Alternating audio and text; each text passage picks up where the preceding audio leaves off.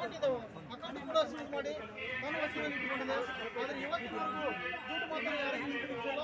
ಇಲ್ಲಿ ಸರ್ಕಾರ ಕೂಡ ಕೈವಾಡಿದೆ ಅಂತ ನಾನು ಅನ್ಕೋತೀನಿ. ಸರ್ಕಾರ ಕೇಂದ್ರ ಸರ್ಕಾರ ಆಗಲಿ ರಾಜ್ಯ ಸರ್ಕಾರ ಆಗಲಿ ಯಾವುದೇ ಒಂದು ತೀರ್ಮಾನ ಮಾಡ್ತಾ ಇಲ್ಲ. ಕೇಂದ್ರದ ಸರ್ಕಾರದಲ್ಲಿ ಅಂದರೆ ಲೋಕಸಭೆಯಲ್ಲಿ 2019 ಕಾನೂನು ರಚನೆ ಆಗಿದೆ.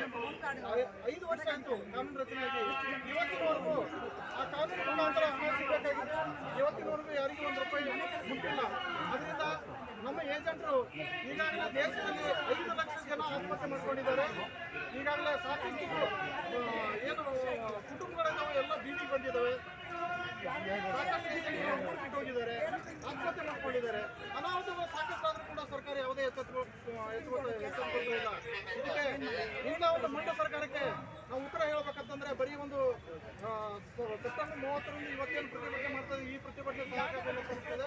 ನಾವು ಸುಮಾರು 16 ತಿಂಗಳಿಂದ ಪೇಪರ್ಗಳು ಕೊಡ್ತಾನೆ ಇದ್ದೀವಿ ಸರ್ಕಾರಕ್ಕೆ. ನಾವು ಪ್ರತಿಭಟನೆ ಸೆಪ್ಟೆಂಬರ್ 1ರಿಂದ ಇವತ್ತಿನವರೆಗೂ ಪ್ರತಿಯೊಂದು ಜಿಲ್ಲೆಯಲ್ಲಿ ಜಿಲ್ಲಾಧಿಕಾರಿ ಆಫೀಸ್ ಮುಂದೆ ನಮ್ಮಲ್ಲಿ ಕರ್ನಾಟಕದಲ್ಲಿ ಮತ್ತು ರಾಷ್ಟ್ರವ್ಯಾಪಿ ಸತ್ಯಾಗ್ರಹ ಆಗ್ತಾ ಇದೆ. ಆದರೂ ಕೂಡ ಯಾವುದೋ ಒಂದು ಉತ್ತರ ಸರ್ಕಾರದಿಂದ ಬರ್ತಾ ಇಲ್ಲ. ಆದರೆ ಇದೇ ತರ ಸರ್ಕಾರ ಮೌನವಾಗಿ ಕೊಡುವಂತ ವಿಚಾರ ಇದ್ರೆ ನಾವು ನಮ್ಮ ಮುಂದೆ ಏಕಪೀಠ ಜಮಾತದ ಪರಿವಾರ ಸಂಘಟನೆಯಿಂದ ರಾಜ್ಯಾದ್ಯಂತ ಅಲ್ಲೋಲ ಕಲ್ಲೋಲ ಮಾಡುವಂತ ಸ್ಥಿತಿಯಲ್ಲಿ ಮಾತಿನಲ್ಲೆಲ್ಲ ಉಗ್ರ ಹೋರಾಟ ಮಾಡ್ತೀವಿ. ಯಾವ ತರ ಅಂತಂದ್ರೆ ಹೇಳಕ್ಕಾಗಲ್ಲ.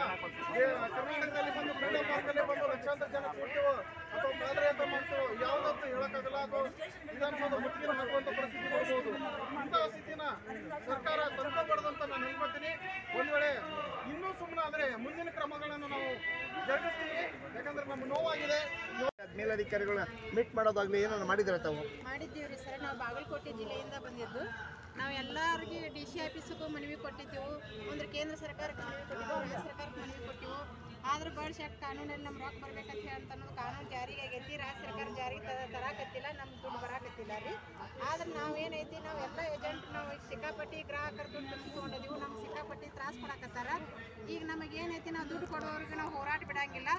ನಾವು ಯಾವುದೋ ಒಂದು ಮುಖ್ಯಮಂತ್ರಿ ಆಗಲಿ ಪ್ರಧಾನಮಂತ್ರಿ ಆಗಲಿ ಯಾವುದೋ ಒಂದು MLA ಆಗಲಿ MP ಆಗಲಿ इनकलाब जिंदाबाद, इनकलाब जिंदाबाद। और 2019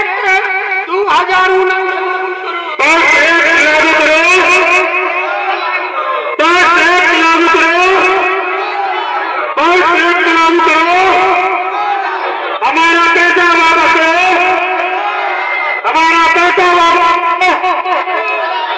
सहारा का पैसा वापस करो, वेलफेयर का पैसा वापस करो, साई बचत का पैसा वापस करो, गरीबों का पैसा वापस करो, हमारा पैसा वापस करो, गरीबों का पैसा वापस करो,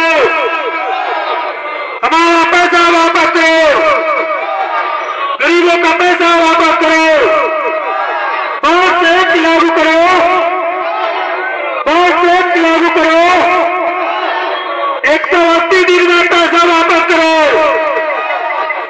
180 दिन में पैसा वापस करो, बहुत टैक्स लागू करो, बहुत टैक्स लागू करो, बहुत टैक्स लागू करो, गरीबों को छलना बंद करो।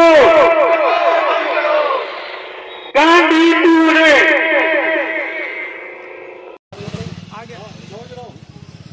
आज हमारा 29 दिन में आए। 29 दिन से हम यहाँ कलेक्ट्रेट में बैठे हुए हैं। हम चाहते हैं सरकार से शीघ्र शीघ्र हमारा सबका भुगतान हो जाए, पूरे भारत में सबका भुगतान हो जाए। ठीक है सर जी,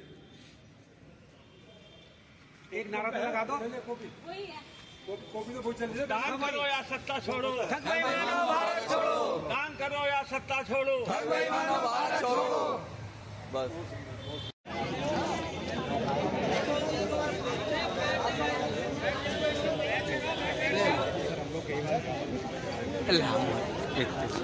ले पकड़ पकड़िए, हेलमेट पकड़िए।